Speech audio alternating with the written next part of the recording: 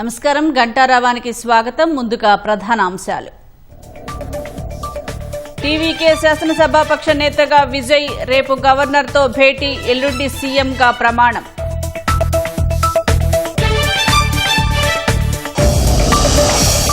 బెంగాల్, అసోం శాసనసభాపక్ష నేతల ఎన్నికపై బీజేపీ దృష్టి, కేరళ ముఖ్యమంత్రి రేసులో 3 నేతలు.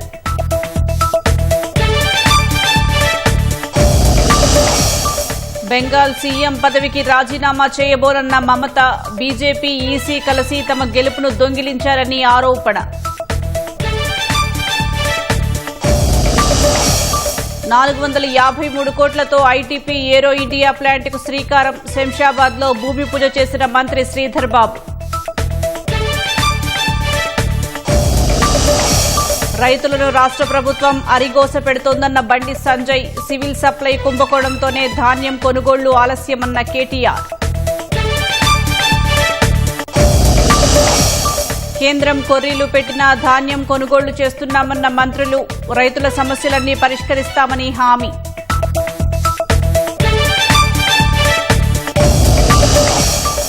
రంగారెడ్డి జిల్లాలో అక్రమ మైనింగ్ పై హైడ్రా కొరడా, అనధికారికంగా నిర్వహిస్తున్న స్టోన్ క్రషర్లు ధ్వంసం.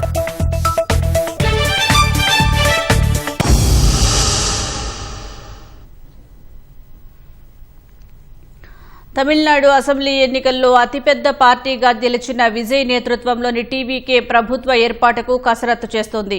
ఎల్లుండి సీఎంగా విజయ్ ప్రమాణ స్వీకారం చేసే అవకాశం ఉంది. రేపు గవర్నర్ను విజయ్ కలవనున్నారు. 108 సీట్లతో టీవీకే అతిపెద్ద పార్టీగా నిలిచిన మ్యాజిక్ ఫిగర్కు కొద్ది దూరంలో నిలిచిపోయింది. దీంతో ప్రభుత్వ ఏర్పాటుకు టీవీకేకు ఎవరు మద్దతిస్తారన్న అంశం ఇప్పుడు తమిళనాడు రాజకీయాల్లో హాట్ టాపిక్గా మారింది. మరోవైపు టీవీకే శాసనసభాపక్ష నేతగా విజయ్ ఎన్నికయ్యారు. తమిళనాడు శాసనసభ ఎన్నికల్లో సంచలన విజయాన్ని సాధించిన టీవీకే పార్టీ తమ తదుపరి కార్యాచరణను వేగవంతం చేసింది. ప్రభుత్వ ఏర్పాటుపై పార్టీ కార్యాలయంలో టీవీకే ఎమ్మెల్యేలతో విజయ్ కీలక సమావేశం నిర్వహించారు. సమావేశానికి ముందు విజయ్ పలువురు మహనీయుల చిత్రపటాలకు నివాళులు అర్పించారు. తొలిసారిగా అసెంబ్లీకి ఎన్నికైన ఎమ్మెల్యేలు, పార్టీ శ్రేణులు విజయ్కు నీరాజనాలు పలికారు. సమావేశంలో భాగంగా విజయ్ను శాసనసభాపక్ష నేతగా టీవీకే ఎమ్మెల్యేలు ఎన్నుకున్నారు.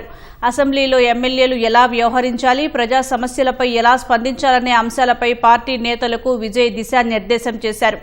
సమావేశం అనంతరం టీవీకే ఎమ్మెల్యేలను మహాబలిపురంలోని శిబిరానికి తరలించారు. ఎల్లుండి సీఎంగా విజయ్ ప్రమాణ స్వీకారం చేసే అవకాశం ఉంది. రేపు గవర్నర్ను విజయ్ కలవనున్నారు. తమిళనాడు ఎన్నికల్లో టీవీకే అతిపెద్ద పార్టీగా అవతరించిన నేపథ్యంలో అసెంబ్లీలో తమ బలాన్ని నిరూపించుకోవడానికి 2 వారాల సమయం కావాలని గవర్నర్ను విజయ్ కోరినట్లు తెలుస్తోంది.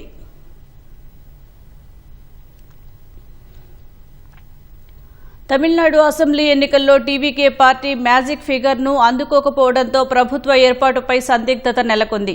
234 అసెంబ్లీ స్థానాలు ఉన్న తమిళనాడులో టీవీకే పార్టీ 108 సీట్లను కైవసం చేసుకుంది. మ్యాజిక్ ఫిగర్ 118కి 10 స్థానాల దూరంలో నిలిచింది. ఈ నేపథ్యంలో ప్రభుత్వం ఏర్పాటు చేయడానికి టీవీకే ఇతర పార్టీలతో తీవ్ర మంతనాలు సాగిస్తున్నట్లు తెలుస్తోంది. ప్రభుత్వ ఏర్పాటుకు టీవీకే ప్రయత్నిస్తున్న వేళ డీఎంకే సీనియర్ నేత ఇళంగోవన్ కీలక వ్యాఖ్యలు చేశారు. కేవలం కాంగ్రెస్ మద్దతుతో టీవీకే అధికారంలోకి రావడం సాధ్యం కాదని స్పష్టం చేశారు.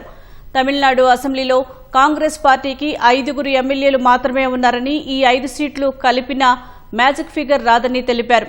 టీవీకే ప్రభుత్వం ఏర్పాటు చేయాలంటే ఖచ్చితంగా అన్నాడీఎంకే మద్దతు అవసరమని, అయితే ఈ విషయంలో బీజేపీ ఆ పార్టీకి ఎలాంటి సూచనలు ఇచ్చిందో తమకు తెలియదన్నారు.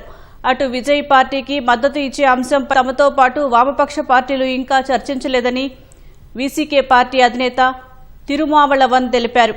కీలక రాజకీయ నిర్ణయాలన్నీ 3 పార్టీలు ఉమ్మడిగానే తీసుకుంటాయని స్పష్టం చేశారు. పెరంబూర్, తిరుచి ఈస్ట్ నియోజకవర్గాల నుంచి పోటీ చేసి 2 స్థానాల్లోనూ విజయ్ భారీ మెజారిటీతో గెలిచారు. నిబంధనల ప్రకారం 1 సీటును విజయ్ వదులుకోవాల్సి ఉంటుంది. పెరంబూర్ నియోజకవర్గాన్నే విజయ్ అట్టిపెట్టుకోవాలని నిర్ణయించుకున్నట్లు సమాచారం.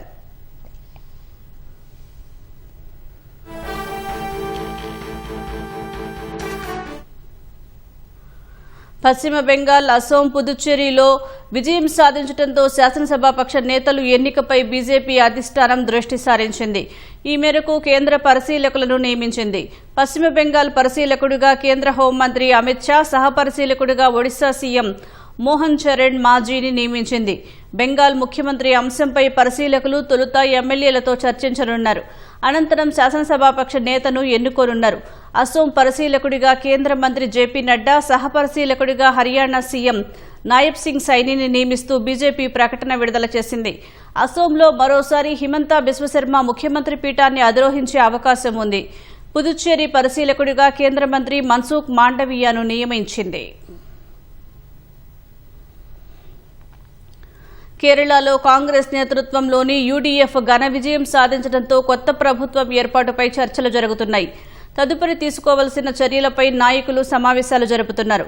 ముఖ్యమంత్రి పదవి కోసం పార్టీ సీనియర్ నేతల మధ్య పోటీ మొదలైంది. ముఖ్యమంత్రి రేసులో కాంగ్రెస్లో 3 పేర్లు ఎక్కువగా వినిపిస్తున్నాయి. ప్రతిపక్ష నేత వీడి సతీశన్, సీనియర్ నేత రమేష్ చెన్నితాల, ఏఐసీసీ ప్రధాన కార్యదర్శి, Lok Sabha MP KC Venugopal CM రేసులో ఉన్నట్లు సమాచారం. ప్రజలు మార్పును కోరుకున్నారంటూ యూడీఎఫ్ నాయకులు ఓటర్లకు కృతజ్ఞతలు తెలిపారు. కాంగ్రెస్ సొంతంగా 63 స్థానాలను కైవసం చేసుకోవడంతో మిత్రపక్షాల ఒత్తిడికి తలగ్గాల్సిన అవసరం లేదు. తదుపరి ముఖ్యమంత్రిని నిర్ణయించేందుకు అధిష్టానం ఒక బృందాన్ని నియమించనుంది. ఆ బృందం ఏఐసీసీ ప్రధాన కార్యదర్శి, కేరళ ఇన్ఛార్జ్ దీపాదాస్ మున్షితో కలిసి చర్చలు జరుపుతోంది. ఎమ్మెల్యేలతో అభిప్రాయాలు కూడా సేకరిస్తుంది. ఐయుఎంఎల్ మిత్రపక్షాల నాయకులను కూడా ఏఐసీసీ బృందం కలిసే అవకాశం ఉంది. తర్వాత కాంగ్రెస్ శాసనసభాపక్షం సమావేశమై తదుపరి ముఖ్యమంత్రిపై నిర్ణయం తీసుకునే అధికారాన్ని ఏఐసీసీకి అప్పగిస్తూ ఏకవాక్య తీర్మానం ఆమోదిస్తుందని సమాచారం.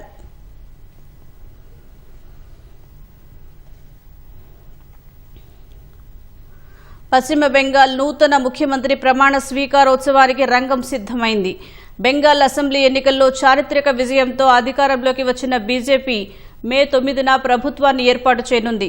విశ్వకవి రవీంద్రనాథ్ ఠాగూర్ జయంతిని పురస్కరించుకుని అత్యంత ప్రతిష్టాత్మకంగా అదే రోజున కొత్త సీఎం ప్రమాణ స్వీకారం చేయించేలా కమలనాథులు ముహూర్తం ఖరారు చేశారు. బెంగాల్లో మొత్తం 293 స్థానాలకు గాను 206 సీట్లలో నెగ్గిన బీజేపీ మమతా బెనర్జీ నేతృత్వంలోని 15 ఏళ్ల తృణమూల్ కాంగ్రెస్ పాలనకు ముగింపు పలికింది. టీఎంసీ కేవలం 81 స్థానాలకే పరిమితమైంది. దీంతో తదుపరి ముఖ్యమంత్రి పీఠం అధిరోహించే నాయకుడు ఎవరన్న దానిపై సర్వత్రా ఆసక్తి నెలకొంది. భవానీపూర్లో సీఎం మమతా బెనర్జీని ఓడించిన ప్రతిపక్ష నేత సువేందు అధికారి పేరు సీఎం రేసులో ప్రముఖంగా వినిపిస్తుంది. దిలీప్ ఘోష్, అగ్నిమిత్రపాల్, స్వపన్ దాస్ గుప్తా, సుకాంత మజుందార్, సమీక్ భట్టాచార్య పేర్లు వినిపిస్తున్నాయి. మే 9న అట్టహాసంగా జరగనున్న ఈ ప్రమాణ స్వీకారోత్సవ కార్యక్రమానికి ప్రధాని నరేంద్ర మోదీతో పాటు పలువురు జాతీయ అగ్రనేతలు, కేంద్ర మంత్రులు, వివిధ రాష్ట్రాల ముఖ్యమంత్రులు హాజరు కానున్నట్లు తెలుస్తోంది.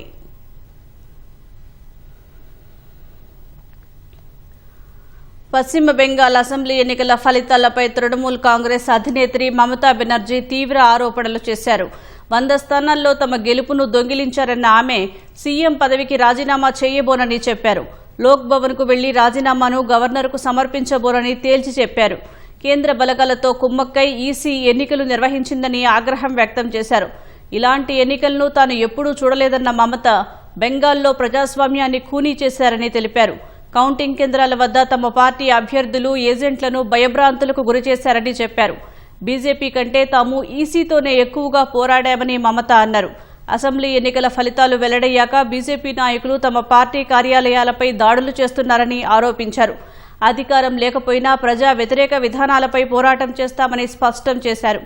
సోనియా, రాహుల్ సహా ఇండీ కూటమి నేతలు ఫోన్ చేసి మద్దతిచ్చారన్న మమత కూటమిని బలోపేతం చేయడమే తమ లక్ష్యమని వెల్లడించారు.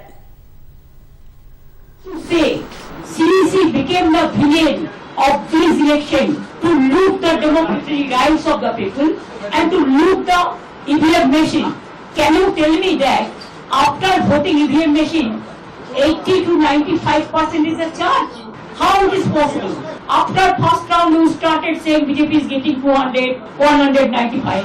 And after that campaigning with the press media, the BJP went to the inside of the polling station and they started beating the people, beating the counting agents. I went inside for few minutes. they kicked me in my belly, they kicked me in my backside, and they abused, physically manhandled, assaulted, because that time CCTV was off. কেন কিসের জন্য? আমরা তো হারিয়ে নিয়ে যাবো, হারলে আমি যদি শপথ দিতে যেতাম তাহলে আমি রেজিগনেশনটা করতাম। Officially they may through election commission can defeat us, but morally I am telling you that we won the election. పశ్చిమ బెంగాల్లో టీఎంసీ ఓటమిపై కొందరు సంబరపడిపోతున్నారని లోక్సభ ప్రతిపక్ష నేత రాహుల్ గాంధీ అన్నారు. అలా సంతోషం వ్యక్తం చేస్తున్న వారిలో కాంగ్రెస్కు చెందిన కొందరు నేతలు సైతం ఉన్నారని ఆవేదన వ్యక్తం చేశారు. కానీ వారంతా ఒక్కటి గుర్తుంచుకోవాలని రాహుల్ సూచించారు. ఇది కేవలం ఒక పార్టీ ఓటమి లేదా గెలుపునకు సంబంధించిన విషయం కాదని, దేశ భవిష్యత్తుకు సంబంధించిన అంశమని పేర్కొన్నారు. ఈ మేరకు ఎక్స్ మాధ్యమంలో రాహుల్ గాంధీ ఓ పోస్ట్ చేశారు. ప్రస్తుత పరిస్థితుల్లో స్వార్థ రాజకీయాలను పక్కన పెట్టి ప్రజాస్వామ్య పరిరక్షణ కోసం అందరూ ఏకం కావాలని రాహుల్ పిలుపునిచ్చారు. అస్సాం, బెంగాల్లో తీర్పును దొంగిలించడం అనేది భారత ప్రజాస్వామ్యాన్ని నాశనం చేయాలనే లక్ష్యంలో భాగంగా బీజేపీ వేసిన ఒక పెద్ద ముందడుగని రాహుల్ ఆరోపించారు. తమిళనాడు అసెంబ్లీ ఎన్నికల్లో డీఎంకే పరాజయం కావడంతో ఆ పార్టీ అధ్యక్షుడు ఎంకే స్టాలిన్ ముఖ్యమంత్రి పదవికి రాజీనామా చేశారు. ఈ మేరకు రాజీనామా లేఖను రాష్ట్ర గవర్నర్కు పంపినట్లు పార్టీ వర్గాలు వెల్లడించాయి. స్టాలిన్ రాజీనామాను గవర్నర్ ఆమోదించినట్లు పేర్కొన్నాయి. రాష్ట్రంలో కొత్త ప్రభుత్వం ఏర్పాటయ్యే వరకు ఆపద్ధర్మ ముఖ్యమంత్రిగా పదవిలో కొనసాగాలని గవర్నర్ స్టాలిన్ను కోరారు. తమిళనాడులో 234 అసెంబ్లీ స్థానాలకు జరిగిన ఎన్నికల్లో డీఎంకే పార్టీ 59 సీట్లకే పరిమితమైంది. 108 స్థానాల్లో గెలుపొంది విజయ్ నేతృత్వంలోని టీవీకే అతిపెద్ద పార్టీగా అవతరించింది. ఎన్నికల్లో ఓడిపోవడంపై స్పందించిన స్టాలిన్ ప్రజల తీర్పును గౌరవిస్తున్నట్లు తెలిపారు. అసెంబ్లీలో తమ పార్టీ బలమైన ప్రతిపక్షంగా వ్యవహరిస్తుందని, ప్రజా సమస్యలపై పోరాటం కొనసాగిస్తామని స్పష్టం చేశారు.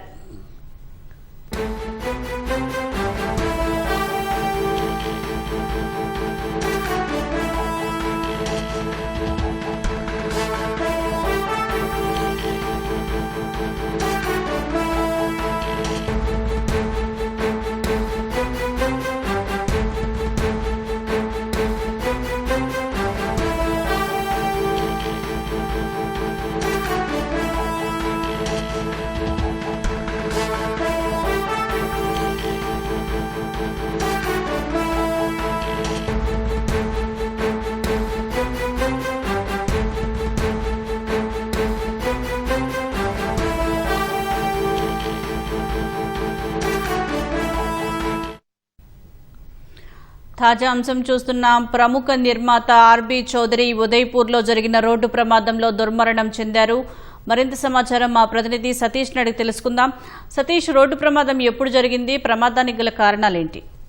ఫిలిం సంస్థ అధినేత ఆర్బీ చౌదరి కొద్దిసేపటి క్రితం ఉదయపూర్ లో జరిగినటువంటి కారు ప్రమాదంలో మరణించడం జరిగింది. ఆయన కుటుంబ సభ్యులు ఆయన ఆసుపత్రికి తరలించే క్రమంలోనే మృతి చెందినట్లుగా వెల్లడించారు. తెలుగు, తమిళ, మలయాళ, హిందీ భాషల్లో 100కు పైగా చిత్రాలను నిర్మించి సూపర్ గుడ్ ఫిలిం సంస్థను ఒక ఉన్నత స్థాయికి చేసినటువంటి ఆయన నిన్న ఎంతో ఆనందంగా ఉన్నారు. ఈ రోజు మాత్రం ఉదయపూర్ వెళ్లేటువంటి క్రమంలో అక్కడ రోడ్డు ప్రమాదానికి గురై చనిపోయారు.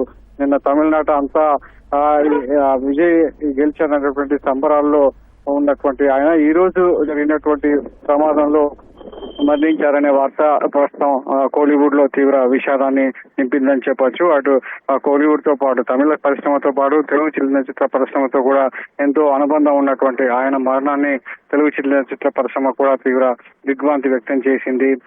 తెలుగు, తమిళ, మలయాళంలో ఎన్నో విజయవంతమైన చిత్రాలను నిర్మించి ఆ సంస్థను ఉన్నత స్థాయికి తీసుకురావడంలో ఆర్బీ చౌదరి ఎంతో కీలక పాత్ర పోషించారు. ఆయన కుమారులు, 4 కుమారులు, 2 కుమారులు కూడా చిత్ర పరిశ్రమకు పరిచయం చేసి జీవాను హీరోగా నిలబెట్టి అంచెలంచెలుగా ఎదుగుతూ తన నిర్మాణ సంస్థను కూడా అదే స్థాయికి తీసుకెళ్లినటువంటి వ్యక్తి ఆర్బీ చౌదరి ఇలా రోడ్డు ప్రమాదానికి గురై మరణించడం అనేది అటు కుటుంబ సభ్యుల్లోనూ, చిత్ర పరిశ్రమ వర్గాల్లోనూ తీవ్ర విషాదాన్ని నింపిందని చెప్పొచ్చు. రాజస్థాన్కి చెందినటువంటి ఆర్బీ చౌదరి మొదట స్టీల్ మరియు జ్యువెలరీ వ్యాపారంలో ఉండేవాడు. ఆ తర్వాత మలయాళ చిత్ర పరిశ్రమ ద్వారా సినీ రంగ ప్రవేశం చేసిన అనంతరం 1989లో తమిళ చిత్ర పరిశ్రమలో అడుగుపెట్టి సూపర్ గుడ్ ఫిలిమ్స్ అనే సంస్థను స్థాపించారు. ప్రస్తుతం ఆ సంస్థ ద్వారా ఎన్నో విజయవంతమైన సినిమాలు నిర్మించారు. ఇప్పటికీ అవి ప్రేక్షకుల మదిలో నిలిచే ఉంటాయి. సూర్యవంశం కావచ్చు, సుస్వాగతం, రాజా, నువ్వొస్తావని, నిన్నే ప్రేమిస్తున్నా, గాడ్ ఫాదర్ లాంటి సినిమాలను నిర్మించినటువంటి అగ్ర నిర్మాత రోడ్డు ప్రమాదంలో మరణించడం అనేది అటు ఆయన కుటుంబ సభ్యుల్లోనూ పరిశ్రమలోనూ తీవ్ర విషాదాన్ని నిలిపింది. అయితే రోడ్డు ప్రమాదానికి గల కారణాలను కుటుంబ సభ్యులు ఇంకా స్పష్టత ఇవ్వలేదు. ఎక్కడికి వెళ్తున్నారు ఏంటనే వివరాలు తెలియాల్సి ఉంది. సో ప్రస్తుతానికైతే ఆయన పార్థివ దేహాన్ని కుటుంబ సభ్యులు చెన్నైకి తీసుకొస్తున్నట్లుగా తెలుస్తోంది. ఓకే సతీష్.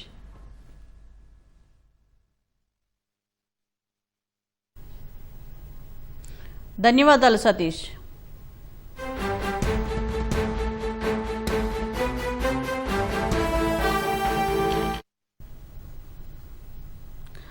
అంతర్జాతీయ దిగ్గజ సంస్థ BASF global business services private limited పేరిట గ్లోబల్ సర్వీస్ హబ్ ను హైదరాబాద్ లో ఏర్పాటు చేసేందుకు ముందుకు వచ్చింది. ఇందుకు సంబంధించి హోటల్ తాజ్ కృష్ణాలో నిర్వహించిన ప్రత్యేక కార్యక్రమంలో లెటర్ ఆఫ్ ఇంటెంట్ ను మంత్రి శ్రీధర్ బాబుకు BASF కంపెనీ ప్రతినిధులు అందజేశారు. దీని ద్వారా 3,000 మందికి ఉపాధి కల్పించనున్నట్లు సంస్థ తెలిపింది. BASF global service hub delivery networks, finance, HR services విభాగాల్లో వ్యూహాత్మక కేంద్రంగా నిలవనుంది. జర్మనీకి చెందిన BASF కంపెనీకి 160 ఏళ్ల చరిత్ర ఉంది. Chemicals, materials, industrial solutions, surface technologies, nutrition and care, agricultural solutions రంగాల్లో ఈ సంస్థ 200 దేశాల్లో కార్యకలాపాలు నిర్వహిస్తోంది. సివిల్ సప్లైలో కుంభకోణం వల్ల మార్క్ఫెడ్ పేరుతో తీసుకువచ్చిన 23,000 కోట్ల రూపాయల అప్పును ప్రభుత్వం మళ్లించిందని మాజీ మంత్రి కేటీఆర్ ఆరోపించారు. ఈ విషయంపై చర్చకు సిద్దమని సవాల్ విసిరారు. జనగామ జిల్లా యశ్వంత్పూర్లోని పంట కొనుగోలు కేంద్రాన్ని పరిశీలించిన కేటీఆర్ రైతులను సమస్యలు అడిగి తెలుసుకున్నారు. రైతు బంధు వేయడంతో పాటు పంటల కొనుగోళ్లను ఎలాంటి షరతులు లేకుండా పూర్తి చేయాలని కేటీఆర్ డిమాండ్ చేశారు. రాష్ట్ర ప్రభుత్వం మార్క్ఫెడ్ ద్వారా 22,700 కోట్ల అప్పు తెచ్చింది. కానీ 22,700 కోట్ల అప్పు వీళ్ళు సివిల్ సప్లైస్ కార్పొరేషన్ లో చేసిన స్కామ్ వల్ల ఈడికెళ్లి పైసలు అటుమలుపుతాను. ఏదైతే వరి కొనుగోళ్లకు సివిల్ సప్లైస్ కార్పొరేషన్ అనే సంస్థ ఉంటుందో, మార్క్ఫెడ్ ఏమో మొక్కజొన్నలు కొంటది, సివిల్ సప్లైస్ కార్పొరేషన్ ఏమో వరి కొనాలి, వడ్లు కొనాలి. కానీ ఇలా పరిస్థితి ఏంది? ఆ సివిల్ సప్లైస్ కార్పొరేషన్ లో కుంభకోణం చేసింది రేవంత్ రెడ్డి ప్రభుత్వం. చేసినందుకు మార్కెట్ల ఆ సంస్థకి ఎవరు అప్పిస్తలేరు.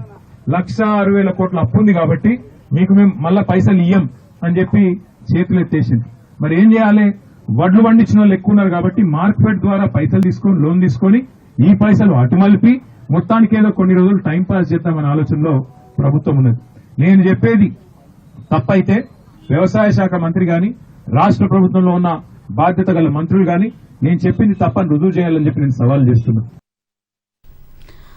ధాన్యం కొనుగోలులో జాప్యం చేస్తూ రైతులను రాష్ట్ర ప్రభుత్వం అరిగోస పెడుతోందని కేంద్ర మంత్రి బండి సంజయ్ మండిపడ్డారు. కొనుగోలు కేంద్రాలు ప్రారంభమై 4 రోజులు గడుస్తున్నా తూకాలు వేయటం లేదని మండిపడ్డారు. కరీంనగర్ జిల్లా కాజీపూర్ వడ్ల కొనుగోలు కేంద్రానికి వెళ్లిన బండి సంజయ్ రైతులను సమస్యలు అడిగి తెలుసుకున్నారు. 90 లక్షల మెట్రిక్ టన్నుల వడ్లు వస్తే ఇప్పటి వరకు 15 లక్షల మెట్రిక్ టన్నులే కొన్నారని తెలిపారు. తాలు, తరుగు, తేమ పేరుతో రైతులను అడ్డగోలుగా దోచుకుంటున్నారని ధ్వజమెత్తారు. నెల రోజుల నుంచి ఇలా కొనుగోలు కేంద్రాల దగ్గర నేను నేషనల్ హైవే మీద వస్తుంటే నేషనల్ హైవే మొత్తం వడ్లన్నీ పోతున్నాయి. కొనుగోలు కేంద్రాల దగ్గర మొత్తం వడ్లన్నీ పోతున్నాయి. కనీసం రైతులకు ఒక షెల్టర్ లేదు, నీడ లేదు, తాగడానికి నీళ్లు లేవు. వాళ్ళ పరిస్థితి నానా ఘోరమైన పరిస్థితి అలా రైతుల పరిస్థితులే కనాల్సింది. సాయంత్రం మబ్బొస్తుంది అంటే కుటుంబం చిన్న పెద్ద తేడా లేకుండా అందరూ వచ్చి ఇలా పడిగాపులు కాపే పరిస్థితి. కనీసం రాష్ట్ర ప్రభుత్వంకి కనీసం మానవత్వం లేని ప్రభుత్వం ఇది. ఇలా 90 లక్షల మెట్రిక్ టన్నులు టార్గెట్ రాష్ట్ర ప్రభుత్వానికి. ఇంతవరకు కనీసం 15 లక్షల మెట్రిక్ టన్ను కూడా కొనుగోలు జరగలేదు ఇప్పటి వరకు. ఇంకెప్పుడు చేస్తారు? ఇక శుద్ధితాడు గాని, గోన సంచులు గాని, ట్రాన్స్పోర్టేషన్ గాని అన్నిటికీ కేంద్రమే పైసలు ఇస్తున్నది. నువ్వు చేసేదేంది? కొనుగోలు చేయడానికి నీకు ఇబ్బంది చేసిన అర్థం కాదు. ఇప్పటికి రాష్ట్ర ప్రభుత్వం వెంటనే రైతులను యుద్ధ ప్రాతిపదికన ఆదుకోవాల్సిన అవసరం ఉంది. మీతో కాదంటే మీకు చెల్లుతండి. దాని ప్రత్యామ్నాయం వేరే చూస్తారు, కేంద్రం చూస్తారు. ప్రత్యామ్నాయం మీతో కాదని చెప్పి ప్రత్యామ్నాయం కేంద్రం చూస్తుంది. రైతులు పండించిన మొత్తం పంటను కనీస మద్దతు ధర కింద కేంద్రమే కొనాలని ఉప ముఖ్యమంత్రి భట్టి విక్రమార్క డిమాండ్ చేశారు. రాజన్న సిరిసిల్ల జిల్లా గంభీరావుపేటలో కంప్రెస్డ్ బయోగ్యాస్ ప్లాంట్కు మంత్రులు తుమ్మల, పొన్నం, శ్రీధర్ బాబు, ప్రభుత్వ విప్ ఆది శ్రీనివాస్తో కలిసి ఉప ముఖ్యమంత్రి భట్టి విక్రమార్క శంకుస్థాపన చేశారు. ఎంఎస్పీ ప్రకటించిన పంటలను కేంద్రం కొనుగోలు చేయకపోవడంతో రైతులు తీవ్రంగా నష్టపోతున్నారని ఆవేదన వ్యక్తం చేశారు. రైతులు పంట వ్యర్థాలను దహనం చేయకుండా బయోగ్యాస్ ప్లాంట్కు అందించాలని విజ్ఞప్తి చేశారు. ఈరోజు రాష్ట్రంలో ఏ పంట పండించినా పెద్ద ఎత్తున కేంద్ర ప్రభుత్వం ప్రకటించినటువంటి ఎంఎస్పీ ఆధారంగా ఈరోజు రాష్ట్రంలో మనం ధాన్యం కొనుగోలు కార్యక్రమాన్ని చేపడుతూ వస్తూ ఉన్నాం. కేంద్ర ప్రభుత్వం ఓ పక్కన ఎంఎస్పీ ప్రకటించి రాష్ట్ర ప్రభుత్వాలు కొనుగోలు చేసిన తర్వాత కొనుగోలు చేసిన మొత్తం ధాన్యాన్ని వాళ్ళు ప్రకటించిన ఎంఎస్పీ ధర ప్రకారం తీసుకోకుండా కొద్ది మాత్రమే తీసుకొని మిగతాది వదిలేసే కార్యక్రమం ఇది చేయడం సరైనది కాదని కూడా రాష్ట్ర ప్రభుత్వం తరఫున కేంద్రానికి విజ్ఞప్తి చేస్తా ఉన్నాం. మరికొన్ని పంటలకు కేవలం ఎంఎస్పీ ప్రకటించి వదిలేయటం కూడా కరెక్ట్ కాదు. మీరు ప్రకటించిన ఎంఎస్పీ ప్రకారం ఆ రాష్ట్ర ప్రభుత్వాలు కొనుగోలు చేస్తే ఆ పంటను కూడా తప్పనిసరిగా ఆ ఎంఎస్పీ ఇచ్చి రాష్ట్ర ప్రభుత్వాల నుంచి ఆ పంటని కేంద్ర ప్రభుత్వాలు కూడా తీసుకోవాల్సినటువంటి ఆవశ్యకత ఉంది. దాని నుంచి తప్పించుకునే కార్యక్రమం చేయవద్దని భారతీయ జనతా పార్టీకి సంబంధించిన కేంద్ర ప్రభుత్వానికి కూడా సూచన చేస్తా ఉన్నాం. మీకు ఏమాత్రం రైతాంగ పట్ల శ్రద్ధ, భక్తి లేక ప్రేమ ఉన్నా ఈరోజు రాష్ట్ర ప్రభుత్వం కొనుగోలు చేసేటువంటి ప్రతి గింజని మీరు ప్రకటించిన ఎంఎస్పీ ప్రకారం ఈ రాష్ట్రంలో ఉన్న ప్రతి గింజని మీరు తీసుకొని దానికి సంబంధించిన ఎంఎస్పీని ఈ రాష్ట్ర ప్రభుత్వ సంస్థలకి చెల్లించాలి. తద్వారా అప్పుడే రైతులకు న్యాయం చేసినటువంటి అవుతారని కూడా సందర్భంగా మనం చేస్తాం. హైదరాబాద్ లో అక్రమ మైనింగ్ పై హైడ్రా కొరడా జుళిపిస్తోంది. అనుమతులు లేకుండా నిర్వహిస్తున్న స్టోన్ క్రషింగ్, ఆర్ఎంసీ యూనిట్లపై హైడ్రా భారీ స్థాయిలో చర్యలు చేపట్టింది. 100 కోట్లలో ప్రభుత్వ ఆదాయానికి గండి పడుతుందన్న సంబంధిత శాఖల ఫిర్యాదుల మేరకు ఒకేసారి 6 ప్రాంతాల్లో దాడులు నిర్వహించి అక్రమ మైనింగ్ కు ఫుల్ స్టాప్ పెట్టింది.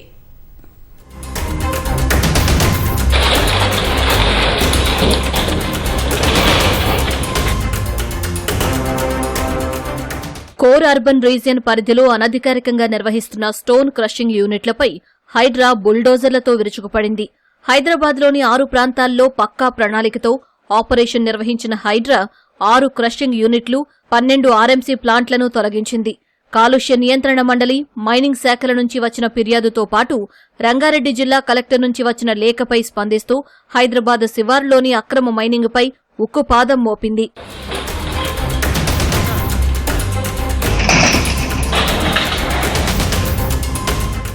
రంగారెడ్డి జిల్లా గండిపేట మండలం వట్టినాగులపల్లి, శేరలింగంపల్లి మండలం గౌలిదొడ్డి, శంషాబాద్ మండలం కొత్వాల్గూడ ప్రాంతాల్లో ఇష్టానుసారం క్వారీలు తవ్వి స్టోన్ క్రషింగ్తో దుమ్ము రేపుతూ పర్యావరణాన్ని దెబ్బతీస్తున్నారు. రాళ్లను పేల్చడం వల్ల సమీప ప్రాంతాల ప్రజలకు అక్కడి అక్రమ మైనింగ్ ముప్పుగా మారింది. గతంలో మైనింగ్, పీసీబీ హెచ్చరించినా పట్టించుకోకుండా యథేచ్ఛగా అక్రమ మైనింగ్ నిర్వహిస్తుండటంతో తీవ్రంగా పరిగణించిన రంగారెడ్డి జిల్లా కలెక్టర్ నారాయణ రెడ్డి హైడ్రాకు లేఖ రాశారు. అక్రమ మైనింగ్ జరుగుతున్న యూనిట్లను తొలగించాలని కోరారు. గౌలిదొడ్డిలోని గ్రేట్ ఇండియా మైనింగ్, వట్టినాగులపల్లి 3 చోట్ల Parameshwar Singh stone crusher, Sri Lakshmi constructions, Prithvi stone crusher, కొత్వాల్గూడలోని Tirumala metal industries crushing unit, Makta Bhagat Singh stone క్రషింగ్లను హైడ్రా కూల్చివేసింది. భవిష్యత్తులో అక్కడ మరోసారి క్రషింగ్కు తావు లేకుండా పరికరాలను, యంత్ర సామగ్రిని నేలమట్టం చేసింది.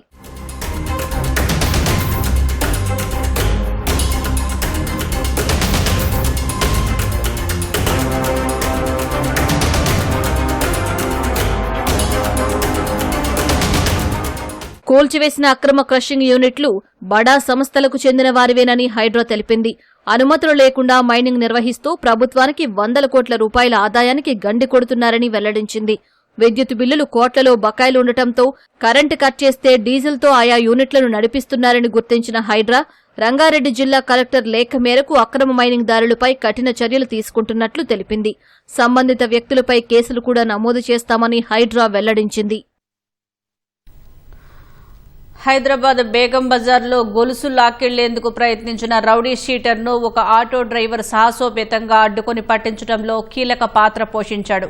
మార్చి 4న జరిగిన ఈ ఘటనలో బాధితురాలు కేకలు వేయడంతో స్పందించిన ఆటో డ్రైవర్ మహమ్మద్ జాహిర్ తన ఆటోతో నిందితుడి బైక్ను ఢీకొట్టి కింద పడేశాడు.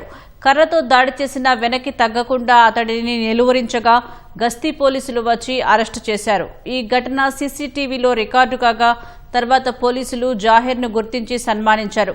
హైదరాబాద్ సిపి సజ్జనార్ అతనికి ప్రశంసాపత్రం, నగదు బహుమతి అందజేసి అతని ధైర్యాన్ని ప్రశంసించారు. నిందితుడిపై ఇప్పటికే 16 కేసులు ఉండగా గోషామహల్ పోలీస్ స్టేషన్లో మరో కేసు నమోదు చేశారు.